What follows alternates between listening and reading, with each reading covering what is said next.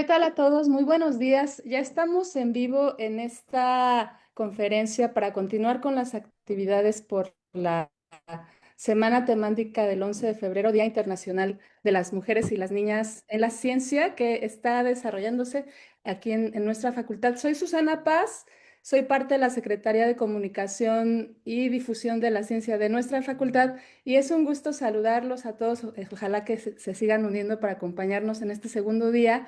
Y pues estoy muy contenta de presentar en esta ocasión a la doctora América Castañeda Sortibrán, que en esta conferencia, muchas gracias doctora por aceptar participar en esta jornada. Y ella nos va a hablar de la curiosidad a la ciencia, trayectoria, retos y pasión por la genética. Doctora, muchas gracias por estar y pues para seguir conociendo más sobre las historias y más acerca de las científicas que están en nuestra facultad, nos va a dar esta presentación.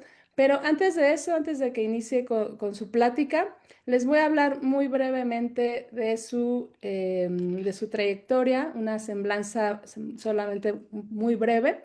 La doctora América Nishtin Castañeda es egresada de la UNAM, donde cursó su bachillerato en la Escuela Nacional Preparatoria número 6, luego la licenciatura en biología aquí en nuestra facultad, el doctorado en el Instituto de Ecología y actualmente se desempeña como profesora de carrera titular y es presidenta de la Sociedad Mexicana de Genética. Tiene 30 artículos arbitrados, 12 libros de docencia a nivel universitario. Ha organizado más de 100 eventos de divulgación científica, cuenta con 15 premios por divulgación de la ciencia, pertenece al Sistema Nacional de Investigadores en el nivel 2 y ha impartido la asignatura de genética durante más de 30 años en la facultad. Participa activamente en la Olimpiada Universitaria del Conocimiento. Su labor académica se centra en la enseñanza de la genética, utilizando Drosophila melanogaster como organismo modelo, así como en la genética de poblaciones y la evolución. La doctora es una apasionada de la divulgación científica, autora y creadora del blog Cibergenética y participa activamente en proyectos en educación y comunicación científica para acercar el conocimiento biológico a estudiantes y público en general. Y pues eso solamente es un poco de lo que la doctora ha estado trabajando todos estos años. Doctora América, muchas gracias. Al contrario, muchas gracias a ustedes por permitirme estar aquí el día de hoy. Y en realidad lo que he preparado el día de hoy es un poco compartir mi experiencia en este camino de la ciencia, de la docencia.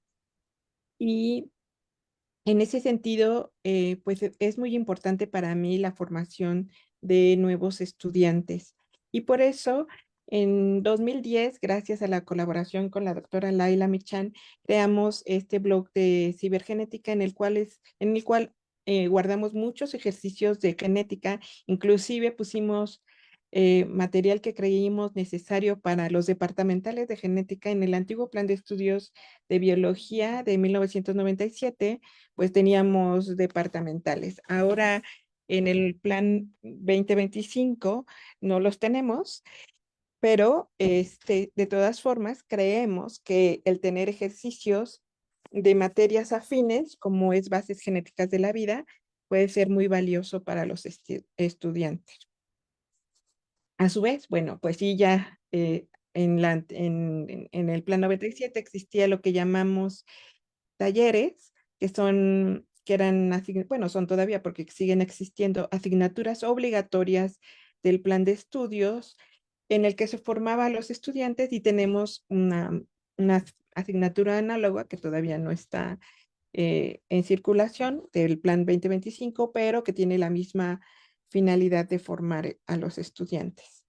Y entonces yo quiero compartirles que, pues antes que nada, esta fotografía que tiene del lado derecho a mi abuela, en medio está mi bisabuela y del lado izquierdo está la hermana menor de mi abuela materna y ellas son de origen otomí, las tres. Sin embargo, cuando mi abuelita la trajo mi abuelo. Mi abuelita no sabemos exactamente la edad, pero entre 13 y 15 años se vino con él a la Ciudad de México, con mi abuelo. Llevó toda esta novedad de vestimenta. Si ustedes ven, bueno, ya no traen los vestidos tradicionales, pero sí conservaron muchas de las formas de pues vivir la, pues en la vida cotidiana, como cocinar siempre en materiales de barro, usar el petate, el metate, el molcajete, etcétera. Y les mostré esa fotografía porque voy a retomar un poco de la historia inicial de mi familia, pero en esta otra diapositiva en la cual están viendo, y no sé si se escucha bien o si quieren que me cambie, permítanme un momentito. Sí se está escuchando, ¿eh? ¿Ah, sí? Ah, ok.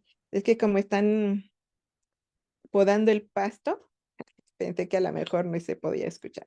Bueno, el caso es que eh, una de las cosas como bióloga que me impresionó mucho fue el tener una biología de campo. Yo estoy hablando del plan anterior de biología del 67, en el cual íbamos muchos días al campo, muchos. Entonces, pues yo no era fan del campo, la verdad, pero sí de los organismos con los cuales se podían estudiar procesos biológicos, como las mariposas, ¿no? Entonces, eh, el estar en contacto con la naturaleza me recordaba mucho a mi abuelita porque se pasaba horas, literal, sentada, yo aburriéndome y ella como viendo, pero exactamente qué, pues la maravilla de estar en contacto con la naturaleza es que despierta muchos pensamientos, ¿no?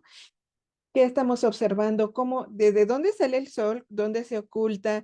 Los pájaros y las mariposas, los pájaros que a las 5 de la mañana, si uno está acampando, los puede escuchar. Y en la noche empiezan a salir mariposas nocturnas, insectos nocturnos, mamíferos nocturnos, que en particular, pues a mí no me encantaba, pero sí los podía observar a los murciélagos, ¿no? Entonces aquí en esta fotografía vemos integrantes del Museo de Zoología. A la derecha está Adolfo Navarro, sigue Claudia Abad, está Toño Hernández, que era de microcine y nos ayudaba muchísimo porque él tomaba las fotos. En aquel entonces mi novio, Armando Luis, actualmente mi esposo, y yo. Y quise hacer una cronología porque pues la vida no es lineal, ¿no? Entonces uno diría, ay, pues sí, yo a los 5 años supe que quería ser bióloga y de repente ya llegué y lo hice, pero en mi caso no fue así. O sea, yo hice este dibujito hace rato porque lo que sí tenía en mi haber familiar eran profesores y todos maestros normalistas y todos em, luchando desde el voto de la mujer, mi mamá, hasta mi tía Elia, en el movimiento revolucionario del magisterio, que luchaba por tener mejores condiciones para los profesores normalistas. Entonces, como lo que yo había visto y vivido era ser profesora, y dije, ay, pues eso está bonito, ¿no? Pero bueno, fui finalmente, mi mamá quería una profesión más formal según ella, porque pues como maestra normalista, pues sí se la había visto difícil y sobre todo cuando se quedó sola con 4 hijos, pero bueno, creía que era mejor ser cualquier otra cosa, ya estudiar en la Universidad Nacional Autónoma de México, que hoy por hoy es la mejor universidad del país, en casi todos los ámbitos, casi. Y bueno, yo seguí una profesión que es ser bióloga y tuve la fortuna de entrar en 1987 al laboratorio de genética y empezar a estudiar la toxicología genética con la mosca de la fruta. Empecé como ayudante de profesor, que existía esa figura académica, dando biología general 1, ¿no? Que era como métodos, lo que sería ahora métodos, ¿no? Y después, en 1989, me fui al Instituto de Ecología a estudiar el doctorado en ecología, a hacer genética de poblaciones, pero sí, todas las materias que tenían, como fue doctorado directo, pues me hice 2 años de conocimientos de ecología, con ecología de poblaciones, comunidades, ecosistemas, fisiología vegetal, etcétera. Y después, ya en 1997, 10 años después, regresé a dar clases en la facultad, o sea, sí di clases y solo di clases, pero infortunadamente no las cobré. Infortunadamente, no solamente por el salario, sino que pues la antigüedad de la UNAM se redujo en 5 años, pero en 1997 regresé ya a firmar y di en el nuevo plan de estudios sistemática y en el viejo plan de estudios di biología general 2, que es evolución, ¿no? Entonces, como que ya tenía una visión más amplia porque no solo tenía bases de genética, de ecología, lo que es la sistemática y la filogenia, sino que también de evolución. En 1996 me titulé de doctorado y mi tesis versó sobre genética de poblaciones en mariposas y árboles filogenéticos. Entonces, después, en 1999, nace mi hija. Yo ya tenía 35 años cuando me embaracé, 36 cuando nació, y decido estar, por múltiples circunstancias, estar con ella 2 años. En 2001, la doctora Rosario Rodríguez Arnaiz me llama para estar con ella en su grupo nuevamente, pero ya como técnica académica. Bueno, de 2001 a 2016, yo dije, no, algún día, ojalá que se den las circunstancias para que yo sea profesora, pero en el ínterin, pues la universidad es una maravilla, en particular la Facultad de Ciencias, porque al menos a mí me permitió hacer cuestiones, las tres funciones sustantivas: investigación, divulgación y docencia. Y entonces yo dije, bueno, ¿por qué no crear los seminarios de genética para divulgar esta área de conocimiento? Y creé los seminarios de sistemática y empecé a estudiar biogeografía y bueno, hice una amalgama como, pues yo digo que en parte, a ver qué gran parte de lo que es la biología y simplemente por el gusto de conocer. Y después dije, bueno, pero finalmente también quiero formar estudiantes y entonces me integré a, este, a formar estudiantes de licenciatura y de maestría. En particular, yo creo que para ser un buen docente hay que estudiar y saber impartir clases. Entonces empecé a estudiar pues la especialidad en entornos virtuales de aprendizaje y fíjense que esa especialidad la hice cuando no había pandemia, ¿eh? O sea, eso me sirvió muchísimo en la pandemia porque yo ya al menos manejaba varias herramientas. Estudiar la maestría en docencia media superior, la quise estudiar, pero cuando metí mis papeles me aceptaron como tutora, entonces era una gran responsabilidad y me puse a estudiar muchos cursos de cómo hacer una mejor docencia.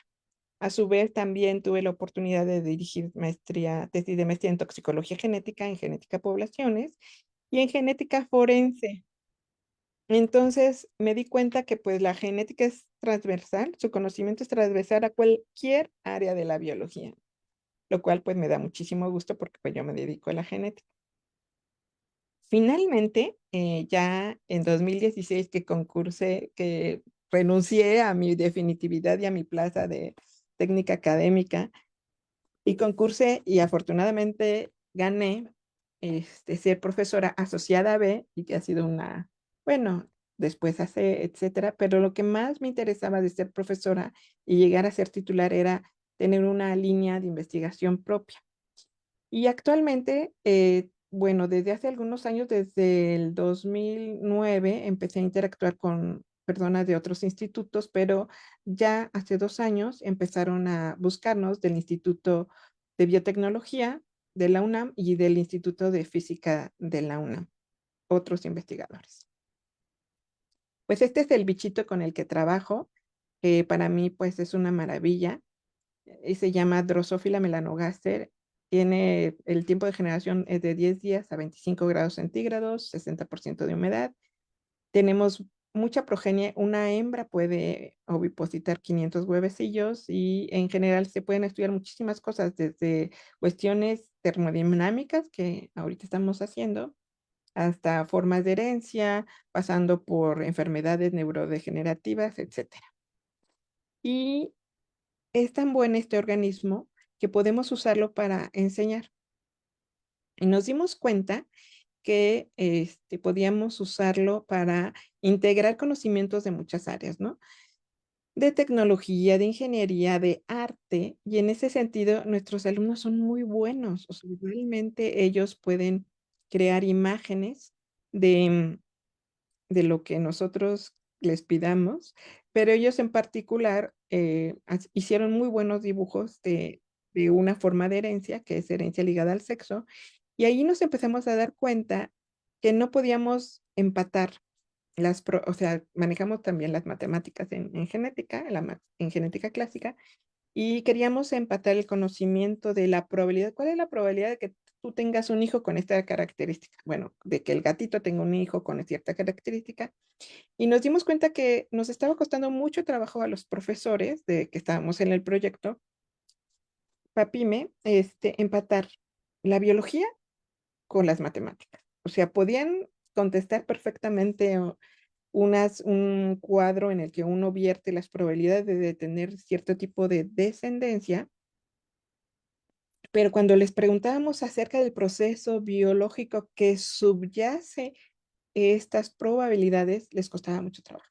Entonces empezamos a estudiar y desde la Facultad de Medicina y desde el CINVESTAB empezamos a hacer em, nuestros pininos que ya habíamos comenzado con la Universidad de Chile y con la Universidad de Buenos Aires, que habíamos detectado estos problemas y habíamos intentado aprendizaje basado en problemas. Habíamos intentado varias técnicas para tratar de aterrizar el conocimiento biológico en cómo se traduce a probabilidades genéticas y nos estaba costando mucho trabajo. Desde medicina, ahí nos dijeron, es que estamos haciendo, ¿cómo estamos evaluando si conocen o no conocen lo que nosotros queremos transmitir? En el preguntar está la respuesta, ¿no? Entonces nos dijeron, pues a ti pueden decir, y sí, de hecho yo fui sujeto experimental en un proyecto del INMEGEN en el que nos preguntaban, ¿tú crees que te estás alimentando adecuadamente? Y pues todo el mundo decíamos que sí. Y cuando nos preguntaban, ¿cuántas bolsas de papitas te comes diario? Y hay gente que había dicho que estaba súper bien alimentada y se tomaba 1 litro de coca diario y 5 bolsitas de frituras, pues ahí nos dimos cuenta, ¿no? Que algo estaba mal. Esto que nos trataban de decir desde la Facultad de Medicina, de cómo hiciéramos las preguntas correctas para, en el análisis del discurso, descubrir cuál era el problema.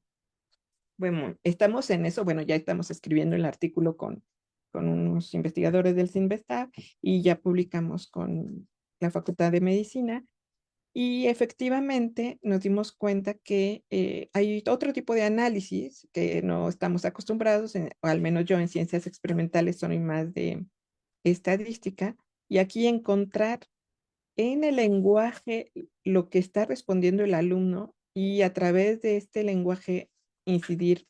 ¿Por qué? Pues ha sido difícil. Y en este sentido también pues nos llama la atención que las Olimpiadas Universitarias del Conocimiento, que son a nivel bachillerato, tenemos esta problemática, ¿no? Y particularmente en la prepa son mejores en cuestiones concretas y en los SH son mejores en el discurso. Entonces, pues nos llama la atención esto. Y también descubrimos que si en las casas de los estudiantes de bachillerato de la UNAM se fomenta la lectura, ya sea porque hay libros o porque los mismos estudiantes observan en su familia que se están leyendo libros, ellos se acercan a los libros y esto mejora en mucho la participación de los estudiantes en el sentido de que tienen mejores rendimientos. Algo que no estamos seguros por qué está sucediendo es que aunque las mujeres tienen mucha más participación, eh, lo dejan porque son 2 etapas, ¿no? En la primera etapa hay mucha participación de estudiantes femeninas y después dejan el concurso, se dedican a otras cosas y los varones son los que continúan y finalmente hay un sesgo hacia que mayor número de medallas es ganada por sexo masculino, pero es porque hay un decaimiento en la consecución de las pruebas, ¿no? Eso es un proyecto abierto que estamos estudiando. Y en la imagen de la derecha, arriba a la derecha, estamos viendo algo que a mí, bueno, a mí desde hace mucho me interesa el envejecimiento porque pues es parte de mi proceso de vida y espero llegar a la longevidad de mi abuelita de 95 años o mi mamá actualmente 97, pero en buenas condiciones, ¿no? Entonces, yo, aunque pues me interesa mucho y me gustó mucho saber que el cerebro adulto, al menos hasta 78 años, que no se ha hecho pruebas que yo conozca, en gente más adulta, pero en 78 años nuestro cerebro es capaz de generar nuevas neuronas, ¿no? Y bueno, ¿cómo va el proceso de envejecimiento y qué tiene que ver con los antioxidantes y qué tiene que ver con los flavonoides? Nosotros hemos usado flavonoides con la mosca de la fruta para saber si previene mutaciones. Los errores o estas mutaciones, bueno, que son deleterias porque los cambios en el DNA pueden ser neutros, digamos, benéficos o pueden incidir negativamente en el proceso de vida de un organismo. Entonces, eh, al igual que la regeneración neuronal, me interesa saber, bueno, ¿y qué pasa con el envejecimiento en general? Y los físicos del Instituto de Física, el doctor Montemayor dijo, bueno, yo tengo una hipótesis, pero hay que ponerla a prueba. Y dice, y ustedes tienen el organismo para ponerla a prueba. Entonces pusimos a prueba con Drosophila melanogaster las hipótesis termodinámicas de, de este investigador y resultó ser una maravilla drosófila y ahorita ya estamos en proceso de publicación de los resultados. Algunos de ellos pues sí, no son, bueno, sí, eso es lo que esperábamos, pero pues son muy drásticos el caso de algunos órganos que requieren mucha energía y que hay mucho, o sea, hay escape en cualquier proceso metabólico no es 100% eficiente y hay disipación de energía y pues quisiéramos que toda se conservara para que el proceso fuera más eficiente. Y aquí estamos viendo, pues mis estudiantes que pues han ganado muchos premios internacionales, en particular en Expociencias en 2020, con ayuda de otra estudiante mía que se llama Diana Gorospe. Ganamos Expociencias, Ciudad de México, la nacional y medalla de oro en ciencias en, en el internacional. Con Diego Echanove ganamos también Ciudad de México y la nacional. Y la internacional, pues no tuvimos recursos para asistir. Y en el caso de las alumnas que se ven ahí, que son Azucena, Labna y Meli, con ellas también ganamos Ciudad de México y ganamos la nacional y se fueron a Luxemburgo, ¿no? Hasta abajo a la izquierda están las alumnas que ganaron la nacional en 2020. Bueno, empezando por la derecha, que está mi alumna las asesoró, que es Diana, después Fernanda, bueno, hasta la izquierda está Ana Cecilia, se me acaba de ir Elena y Alejandra. Ahí está. Entonces, perdón. Izquierda, derecha, Ana Cecilia, Alejandra, Elena, Fernanda y Diana. En medio puse una foto de varios de mis estudiantes y el profesor que está ahorita asociado conmigo es el profesor Marco Antonio Carballo Ontiveros, que fue eh, alumno de nuestro taller, de esta asignatura obligatoria de la cual les hablaba. Y pues abajo a la derecha están los frascos de las moscas donde crecemos. Pues y todos esos puntitos negros son pupas de esta mosca de la fruta y como pueden ver son muchísimos organismos. Y no sé por qué. Aquí está. Ay.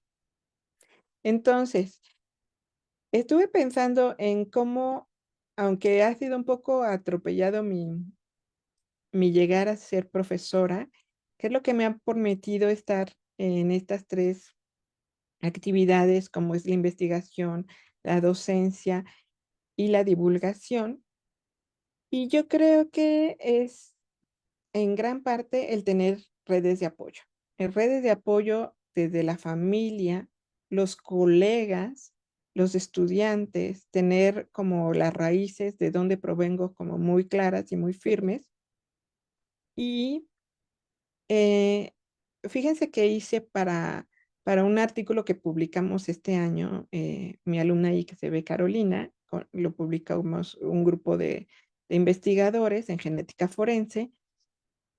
Cuando me preguntaron cómo ha sido la trayectoria con este estudiante, en realidad, pues he tenido estudiantes brillantes, brillantes, brillantísimos que han ganado premios, que están haciendo la maestría, que están haciendo el doctorado, que ya están trabajando en su área de investigación y pues lo cual me da mucho gusto. En docencia, pues también mis colegas con los que he tenido oportunidad de dar clase, algunos ya se jubilaron, han sido muy, muy buenos y otros han junto conmigo tenido la inquietud de mejorar la docencia, ¿no? Aunque pues sí nos gusta mucho hacer investigación, en la Facultad de Ciencias somos profesores, entonces, ¿cómo podemos incidir en un cambio que sea transmitible a los estudiantes y que podamos verificar que efectivamente los estudiantes aprenden lo que nosotros queremos que aprendan? Y a veces aprenden algo distinto de lo que queremos enseñar, pero no necesariamente es algo malo, sino que a veces nos sorprenden y usan sus propias herramientas para aprender y nos dicen, oiga, profesora, yo encontré en el Instituto de Fisiología Celular que podemos ir a una plática de X cosa, o ahora nos pasó con el Instituto de Ecología, que fuimos bueno, que había una conferencia en el Jardín Botánico, nos vimos allá y los estudiantes estaban muy interesados en cómo era la diferenciación sexual en unos organismos que son los tardígrados y cómo se perdía energía, o sea, todo es una pérdida de energía, pero evolutivamente hablando, pues cómo es que se desarrolló el sexo si tiene múltiples desventajas, aunque tiene muchísimas ventajas, ¿no?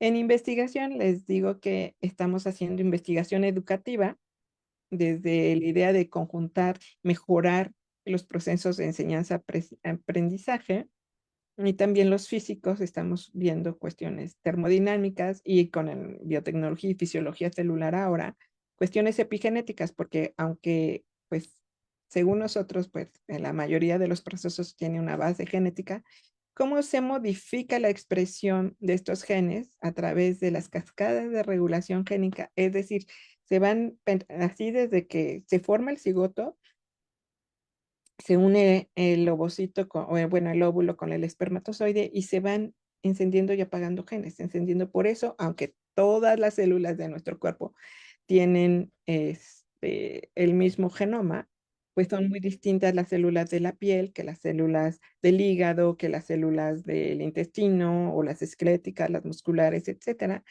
Es por esto, ¿no? Porque se van prendiendo y apagando genes que a su vez nos permiten desarrollar las diferentes estructuras. Y finalmente, la adaptabilidad. Me gustaría hablar de este caso porque, pues ahí nos llegó, les digo que afortunadamente yo ya tenía cierta experiencia con la virtualidad, podía montar un curso virtual y la cuestión es encontrar una buena plataforma que no les costara a los estudiantes, porque pues si bien yo manejaba algunos sistemas virtuales, estos sistemas eran de paga.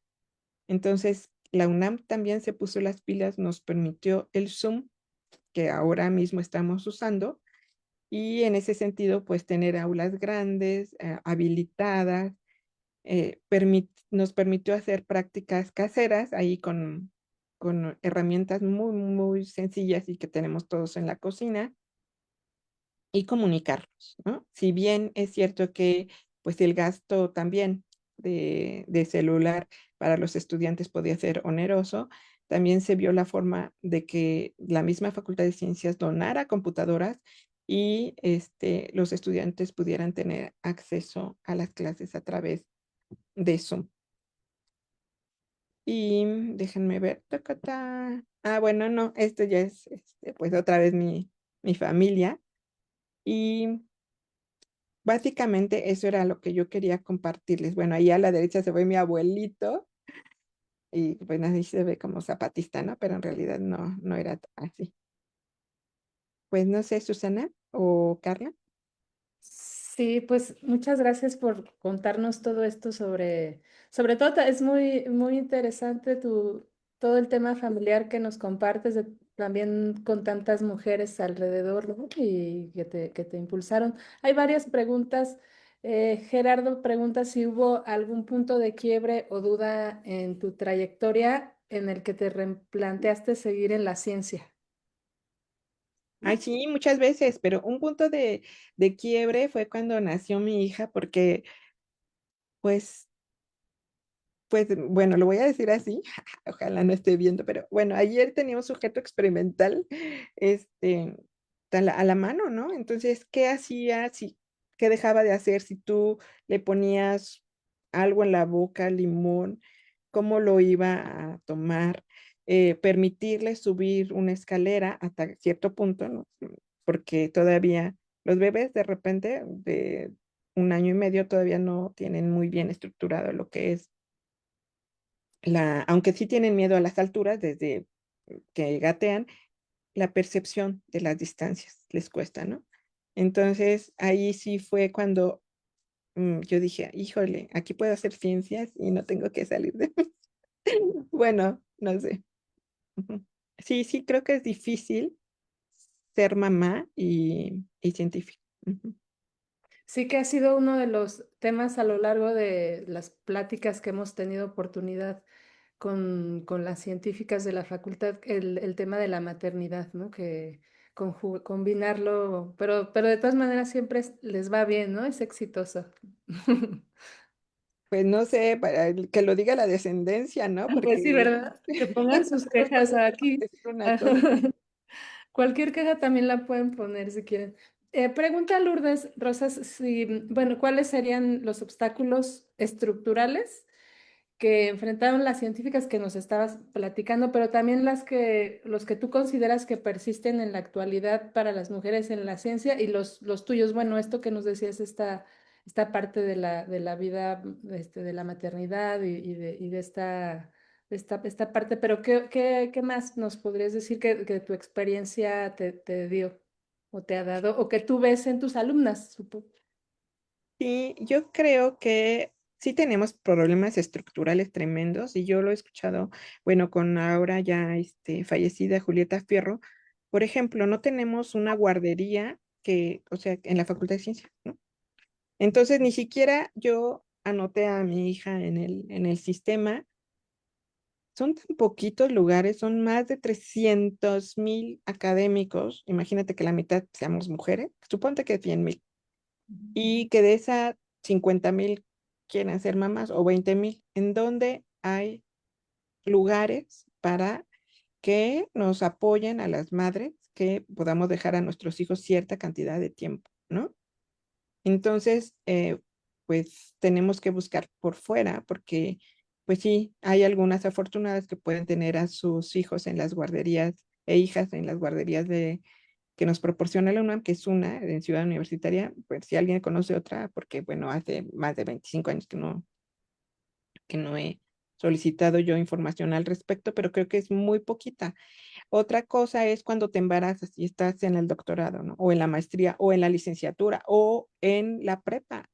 O sea, no hay forma de continuar en la prepa, sobre todo creo que no hay facilidades para permitirle a las estudiantes embarazadas continuar con su proceso y ni siquiera hay suficiente información para que si tienen otra decisión la puedan implementar. Entonces, sí he conocido estudiantes que dejan la licenciatura por estar embarazada. Ujú. Sí, pues ese tema sigue muy, muy vigente. Preguntan también si crees que se deba en este sentido, pues también el tema de la sororidad entre las científicas. ¿Tú cómo lo has vivido en la facultad? ¿Cómo se vive este apoyo que también o este clima que hay entre científicas en las facultades o a nivel institucional en la UNAM? ¿Tú cómo lo ves? Si crees que se deba de incrementar y cómo podría ser, ¿no? Sí, fíjate que nosotras, cuando las estudiantes empezaron a tener inquietudes acerca de pues los problemas de equidad de género, de violencia de género, etcétera, nos organizamos como académicas organizadas. Y en ese sentido tenemos, pues ya estamos agrupadas y nos tenemos comunicación cotidiana todos los días a través de un chat y nos comunicamos de todo, ¿no? De cuestiones de género, de cuestiones de información, de cuestiones de investigación, de difusión, si hay algún artículo que creemos que es importante de compartir, si hay alguna problemática en particular. Y creo que hemos perdido un poquito la presencialidad, pero sí, a lo mejor es momento de retomar reuniones presenciales porque son importantes y también la convivencia es importante y también saber que tenemos, de hecho, tenemos una base de datos con médicos, porque de repente alguien se pone mal y una urgencia, ¿a dónde o con quién acudimos para pedir ayuda? También hay ayuda, pues, emocional, académica y de todo tipo, ¿no? Entonces yo creo que es muy importante el poder poseer herramientas como es este chat para que entre nosotras nos comuniquemos y también hay espacios en los que las académicas, como es Espacia, intentamos comunicarnos con las estudiantes y apoyarlas. Sí, ese chat está muy, muy bien. Y te quiero preguntar el tema de la divulgación de la ciencia, porque creo que es una de tus pasiones y de lo que conozco, de lo que te gusta hacer más y promueves. Porque, bueno, a lo mejor es una pregunta que te hacen todo el tiempo o que puede sonar reiterativa, pero ¿por qué consideras, después de que nos has platicado todo tu trabajo, digamos, de ciencia básica, de laboratorio, de todo esto que haces, pero porque es necesario transmitirlo y difundirlo y comunicarlo? ¿Y qué es lo que más te gusta de eso? Porque además no solamente va con los proyectos de comunicación que haces, sino también con los estudiantes, ¿no? Que promueves este trabajo, porque es importante, sobre todo, por ejemplo, este tipo de conversaciones que tú nos compartes, pues para acercarlo a las niñas, a las jóvenes que quizá no saben todavía qué escoger, qué estudiar, cómo seguir. Este, ¿Qué es lo que más te gusta de eso y cuál es lo más importante para ti que resulta de esta labor, ¿no? Pues fíjate que a mí yo estoy estudiando divulgación de la ciencia porque no creo ser muy buena, pero lo que sí me gusta mucho es entender los procesos. Y entonces cuando escucho un divulgador o una divulgadora que me explica que hay neuronas viajeras, digo, pero ¿de dónde a dónde viajan?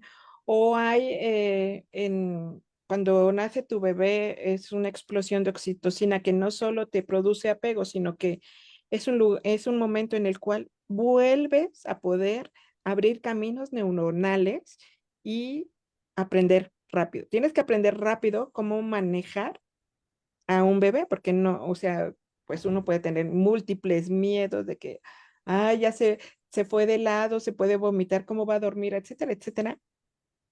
Pues el cerebro es como, la biología es fascinante. Entonces nos permite eh, vivir y sobrevivir, ¿no? ¿Y cómo es que tenemos genes de otras especies? O sea, tenemos genes neandertales o denisovanos, y dices, pero ¿cómo? A ver, explíquenme en qué momento hubo entrecruzamiento y finalmente descendemos y tenemos estos genes que nos ayudan o no. Entonces, pues el conocimiento, como te digo, a lo largo pues de mi vida ha sido como de múltiples, pues, ramas de la biología. Y aunque, pues sí, me he enfocado más en la genética, también es cierto que me gusta aprender de todo, ¿no? Mucho me gusta, sobre todo por esta cuestión del COVID, que yo tuve COVID y estuve en terapia intensiva, intermedia, etcétera. Y las secuelas, no solo respiratorias y neurológicas, yo dije, no, pues yo quiero saber qué se puede hacer, ¿no? Y entonces empecé a ver a los neurólogos y también mi hija estudia neurobiología, maestría, y de repente que yo escuchaba sus seminarios, dije, uy, esto me gusta, ¿no? Mm. Y me gusta que te lo transmiten así como si, con una capacidad tal que yo, que no me dedico a eso, lo pueda entender. Y pues hay diferentes públicos y hay hasta los niños que, bueno, los niños son como esponjitas, ¿no? Me encantan porque ellos se maravillan de ver que uno lleva una piedra y dicen, esta piedra era un organismo, es un fósil, ¿no? Dice, "¡Ah! Pero ¿cómo es posible que esté en forma de piedra? Y era un ser vivo en algún momento, ¿no? Y me gusta. Sí, y bueno, pues es que lo que dices es muy cierto, ¿no? Estar atenta a los públicos a los que te vas a dirigir. Y en el tema de la docencia hay una pregunta de Saide Martínez que dice, ¿cuál ha sido la clave que tú consideras que has implementado para lograr una formación exitosa en tus estudiantes a lo largo de tu trayectoria como profesora? Y además nos platicabas que, bueno, varios de tus estudiantes pues concursan en diferentes eventos y han ganado premios importantes para la facultad, ¿no? Y para la UNAM. Sí, fíjate que en general, yo creo que pues el 99.9% de los estudiantes tienen esta motivación, esta punción de vida, ¿no? Que hay que respetar mucho y de repente uno se cierra, ¿no? Porque yo solo hago, este es mi campo y ve con otra persona, ¿no? Pero hemos sido afortunados en el laboratorio y un día llegó un estudiante, es que ustedes estudian genética toxicológica, toxicología genética, pero yo quiero saber esta planta endémica mexicana, si es capaz de provocar mutaciones o evitarlas. Y nosotros, ajá, y lo hicimos. Y es una de nuestras publicaciones más citadas, porque pues no es, o sea, afortunadamente no requeríamos tanta inversión económica, que pues en investigación hay que hacer cierta inversión económica. Y yo creo que los alumnos son una fuente y súper importante de conocimiento. O sea, no solo cuando yo voy al aula, a veces aprenden más de lo que yo creo que puedo transmitir, ¿no? Pero sí, para mí es muy importante poner atención en todos y creo también que pues también hay problemas estructurales como la distancia, la cantidad de tiempo que invierten para llegar a la facultad o que llegan, cuando eran a las 7:30, a veces llevaba yo desayuno, pero no pude mantener o sea, desayuno para todos. Finalmente, en nuestro talón de cheque dábamos dinero para que pudieran estudiar los estudiantes, que pudieran desayunar los estudiantes, porque si tú llegas a una clase de 3 horas a las 7 de la mañana y no has desayunado, por supuesto que a las 8:30, no sé qué dijo el maestro, no me interesa, ¿no? Yo creo que eso es importante. Y también llegar en mi clase, creo, y creo que el sistema nervioso central debe estar tranquilo. Entonces, hacemos un ejercicio de respiración, como de meditación de 1 a 3 minutos, dependiendo de lo acelerada que yo llegue. Y simplemente es para que los alumnos estén, porque llegaron corriendo, porque ya se cayeron, porque lo que sea que haya pasado en sus vidas antes de llegar al aula, pues tienen que llegar. Entonces le digo, bueno, vamos a tomar un momento para que recuperen su respiración y para que estén en el momento presente, para que pues estos primeros 20 minutos que se van a dedicar a la clase estén atentos en la medida de lo posible, ¿no? Y yo creo que eso me ha funcionado mucho y también el que ellos, yo les digo, bueno, yo quiero transmitir esto. Y el diplomado en ciencias docentes se llama, no me acuerdo, pero me va a matar Raúl Sampieri que lo dije, pero bueno, lo llevamos el año pasado con otros 2 colegas de la facultad y en ese diplomado aprendimos muchas estrategias y nos pusieron un ejercicio. Y dijeron, bueno, ¿quién se anima en 5 minutos a desarrollar un concepto que les haya costado muchísimo trabajo? Y yo dije, hay algo que me cuesta muchísimo trabajo transmitir, es la dirección de la transcripción, que es 5'3'. La vida tiene una dirección, 5'3', pero ¿cómo hago? Bueno, y se me ocurrió con unos osos, o sea, con la palabra oso, y me encantó, porque quieres transmitir la palabra oso, ¿cómo la vas a transmitir? ¿No? Y les he puesto ese ejercicio a mis alumnos y hasta ahorita ha sido exitoso y bueno, voy a ver este semestre porque como pues afortunadamente este proyecto está aprobado por la Comisión de Bioética de la facultad, pues puedo poner a mis estudiantes a a desarrollar diferentes estrategias a través de las cuales suponemos varios profesores, porque varios estamos en el proyecto, 12 para ser exactos, que va a funcionar. A veces no funciona, ¿eh? A veces decimos, pero ¿por qué? Si ya intentamos, si ya les dijimos, ya tornamos, y no funciona porque como no hay tanta lectura, estamos viendo que pues a nivel universitario, no sé si siempre ha sido así, pero al menos nuestros alumnos no leen tanto, entonces el lenguaje, cuando decae el lenguaje, pues también parece ser que hay un decaimiento de conexiones neuronales, pero a su vez, simplemente de conocimiento, entonces yo no les puedo decir, no sé, o en el alféizar de la ventana de mi mamá, ¿no? Y todos, ajá, ¿qué es el alféizar?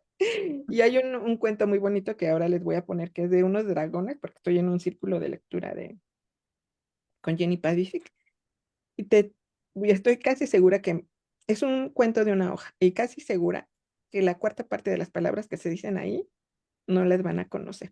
Ujú, ujú. Pues pásanos para hacer la prueba. Pues muy buenas estas herramientas que tú has implementado a lo largo de los años. Supongo que vas conociendo más a la situación de los estudiantes y darte como pues, como oportunidad de ampliar, de no solamente empezar con la clase y luego los temas y todo, sino preocuparte porque ellos estén atentos y todo esto. Pues yo creo que para todos los que dan clases y saben cómo es esta situación, creo que es lo mejor, ¿no? Preocuparte por el alumno, no solo por impartir y ya, ¿no? Que sería lo que luego pasa. Pues muchas gracias a todos los que nos están siguiendo, por cierto, aquí en el Facebook. Y preguntarte, ya por último, ya estamos en los últimos minutos. ¿Cuál sería para ti en este momento de tu trayectoria, pues, lo más satisfactorio en todos estos ámbitos de tu trayectoria académico, personal, y vinculado también a todo lo que nos platicaste sobre no solo los premios, obviamente, sino tu labor como divulgadora, tu labor como docente, como investigadora? Para ti, si tú pudieras verte cuando tenías 6, 7 años, 8 años, o en la prepa que no sabías exactamente cómo iba a ser tu camino, ¿cómo te dirías de lo que más te ha gustado hacer en este camino que nos has compartido? Es que de las cosas que más me gustan son la interacción con, con otras personas, ¿no? Con los otros colegas, con investigadores, con los estudiantes. Llegó Fanis Misirlis el otro día, un investigador del CIMBESTAB, y no llevaba presentación. Le dije, ¿qué vas a platicar? Y fue la interacción que tuvimos, y a través de la interacción con los estudiantes nos dimos cuenta